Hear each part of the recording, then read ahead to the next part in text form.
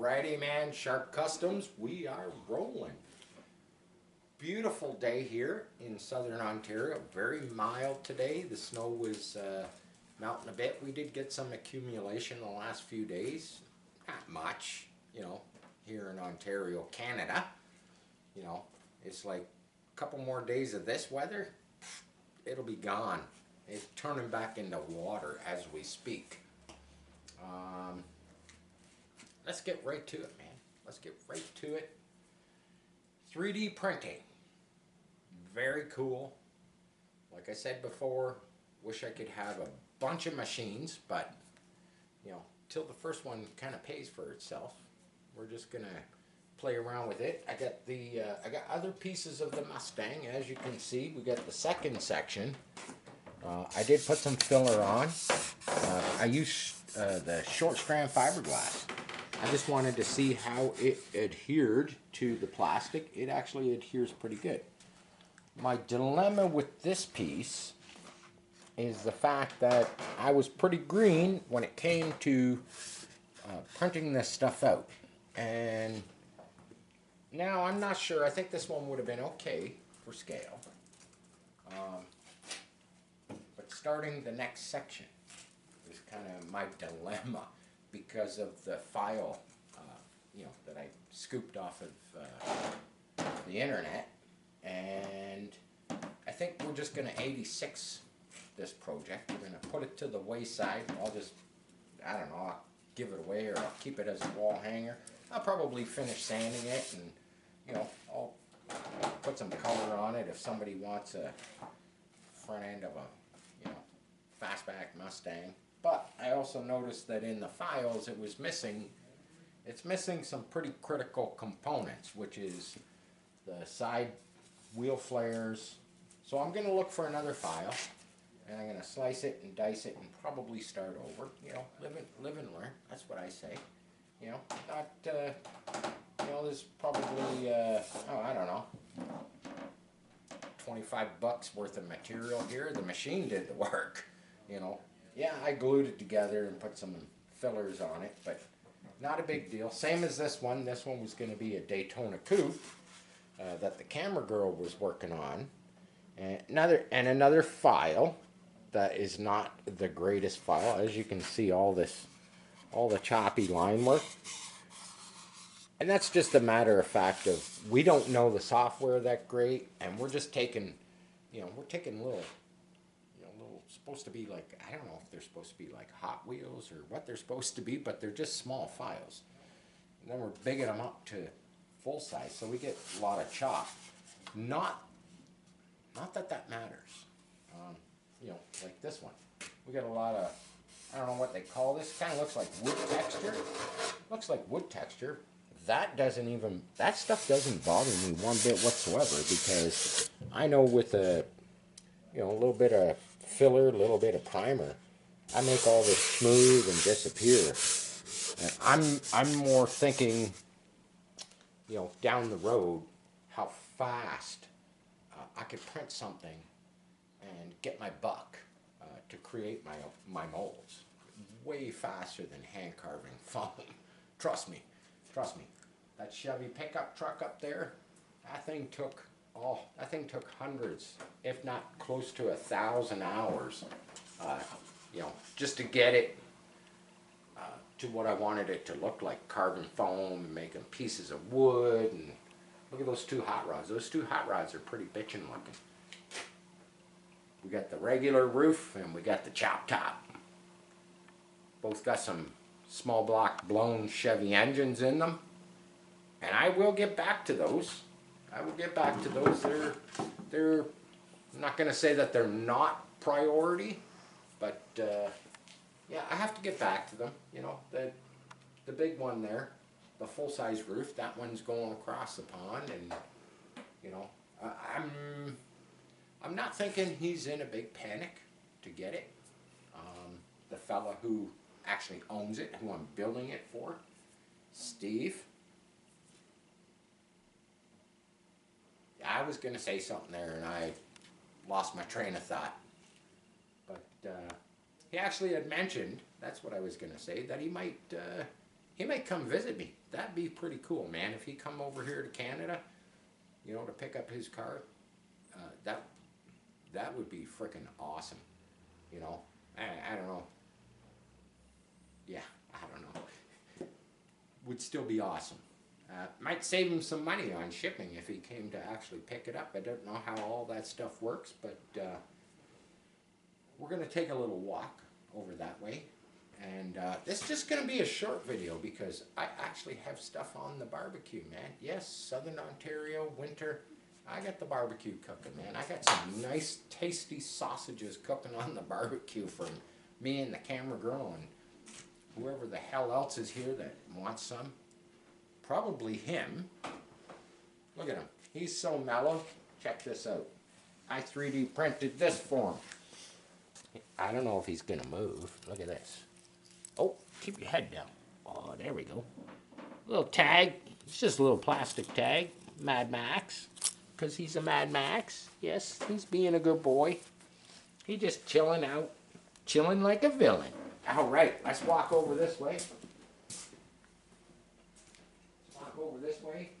We got what we have behind the curtain. Yeah, don't mind the man behind the curtain. Come on over here, camera girl. Get the side with the... I just got a set of wheels sitting here. I had some different ones sitting there.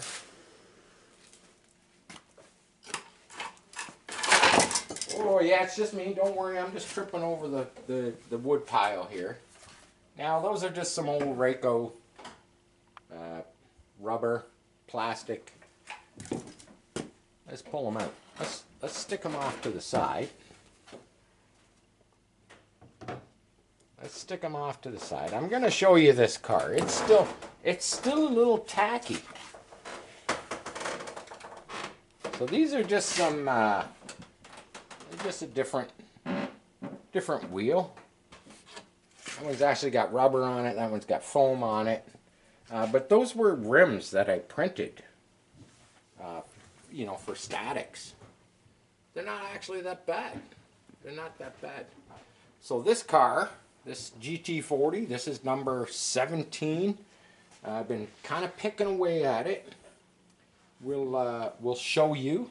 We'll show you what I've been doing. So, you know, obviously cutting it up, cutting the windows out, doing the body work. Made some cool. I'll lift the front.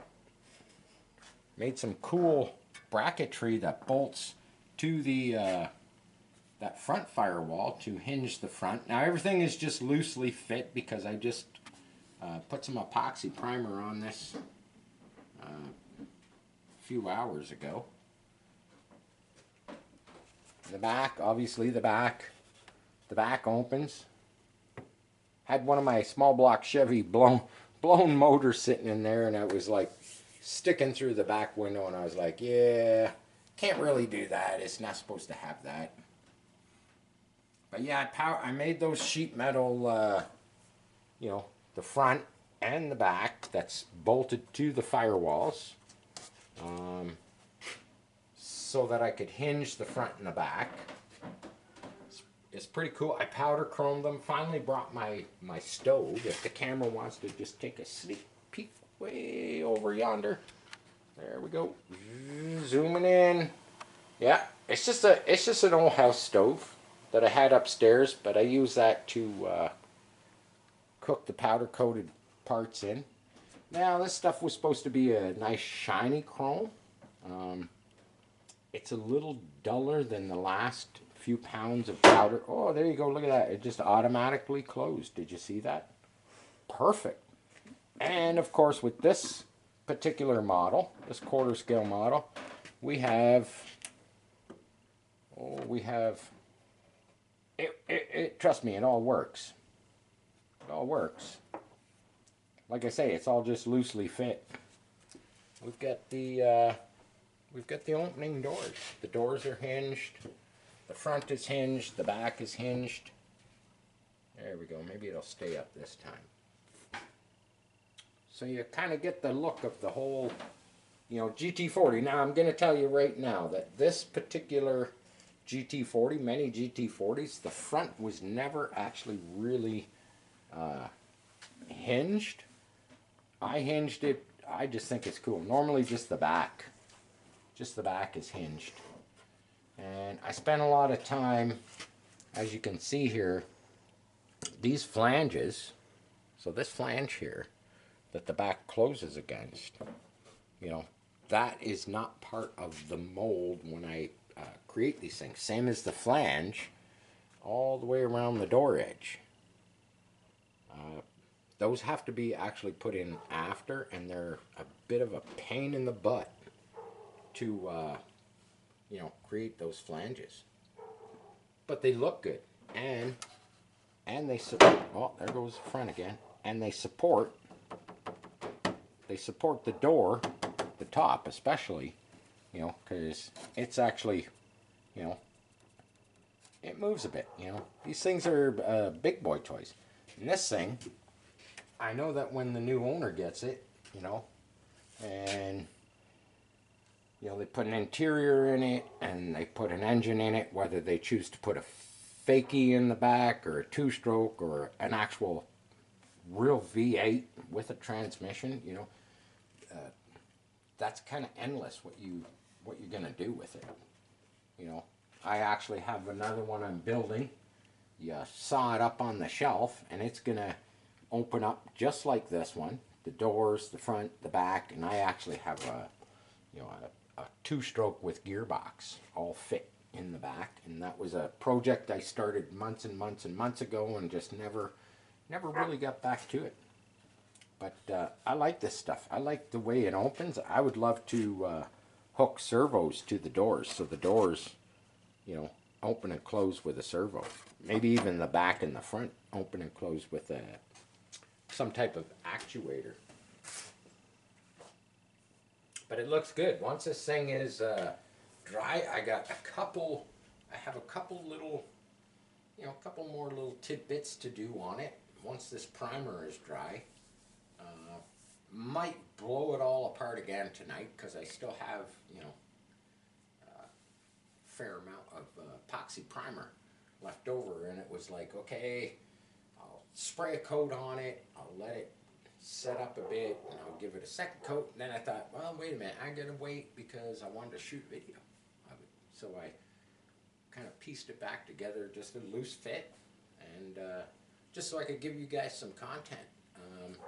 That primer's got about another hour, and it's gonna go off. I do have the chop top hot rod. I think I'm gonna pull that down. I'll give it another squirt of the epoxy primer, because hey, it needs it. You know, it can use it. And I'll probably blow this apart and give it another coat of epoxy and not touch it this time, because if you look super close, you look super close on these pieces. I've touched it. You know, I had to touch it. There's a fingerprint.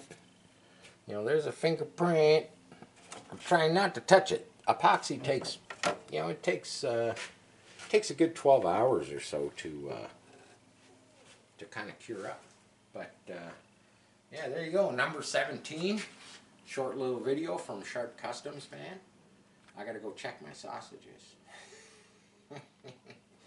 Share, like, subscribe, hit that notification bell, man. And that's all for now. Peace. I'm out.